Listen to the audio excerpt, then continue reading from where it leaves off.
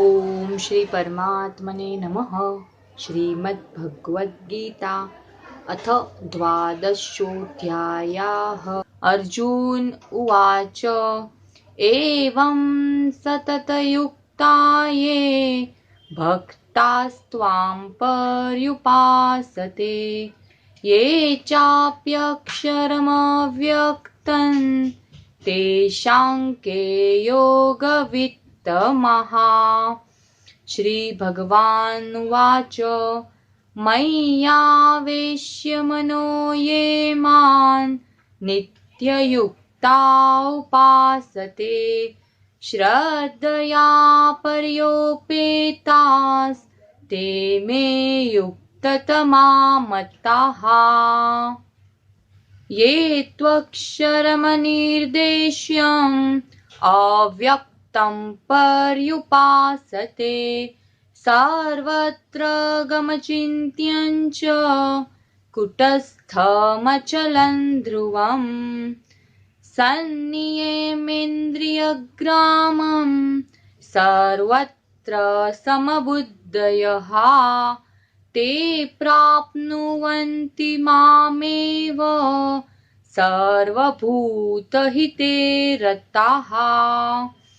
क्लेशोऽधिकतरस्तेषाम् अव्यक्तासक्तचेतसाम् अव्यक्ता हि गतिर्दुःखं देहवद्भिर्यवाप्यते ये तु सर्वाणि कर्माणि मयि सन्न्यस्य मत्पराः अनन्येनैव योगेन मां ध्यायन्त उपासते तेषामहमसमुद्धर्ता मृत्युसंसारसागरात् भवामि न चिरात् पार्थ मय्यावेशितचेतसाम्।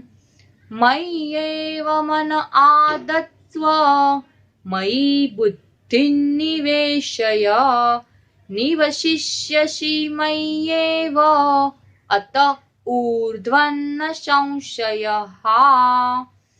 अथ चित्तं समाधातुं न शक्नोषि मयि स्थिरम् अभ्यासयोगेन ततो मामिच्छाप्तुं धनञ्जय। अभ्यासेऽप्यसमर्थोऽसि मत्कर्म परमो भव मदर्थमपि कर्माणि कुर्वन् सिद्धिमवाप्स्यसि। अथैतदप्यशक्तोऽसि कर्तुं मद्योगमाश्रितः सर्वकर्मफलत्यागं ततः कुरु यतात्मवान्। श्रेयो हि ज्ञानमभ्यासात् ज्ञानान्दयनं विशिष्यते ध्यानात् कर्मफलत्यागस्त्यागाच्छान्तिरनन्तरम् अद्वेष्टा सर्वभूतानां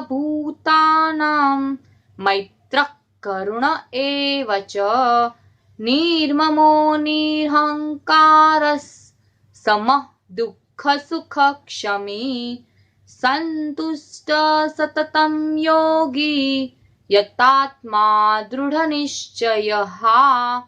मय्यार्पितमनो बुद्धिर्यो मद्भक्तः मे प्रियः यस्मान्नो द्विजते लोको लोकान्नो द्विजते च यः हर्षमर्षभयोद्वेगैर्मुक्तो यः स च मे प्रियः अनपेक्षः शुचिर्दक्ष उदासीनो गतव्यथः सर्वारम्भ परित्यागी यो मद्भक्तः स मे प्रियः। यो न रुष्यति न द्वेष्टि न शोचति न काङ्क्षति शुभाशुभपरित्यागी भक्तिमान् भक्तिमान्य समे प्रियः समशत्रौ च मित्रे च तथा मानपमानयोः शीतोष्णसुखदुःखेषु समसङ्गविवर्जितः तुल्यनिन्दास्तुतिर्मौनी सन्तुष्टो येन केनचित् अनिकेतस्थिरं मतिर्भक्तिमान् मे प्रियो नरः ये तु धर्म्यामृतमिदं यतोक्तं पर्युपासते श्रद्धाना मत्परमा भक्तास्तेतीव मे प्रियः। ॐ तत्सदिति श्रीमद्भगवद्गीतासु उपनिषत्सु ब्रह्मविद्यायां योगशास्त्रे श्रीकृष्णार्जुनसंवादे भक्तियोगो नाम द्वादशोऽध्यायः।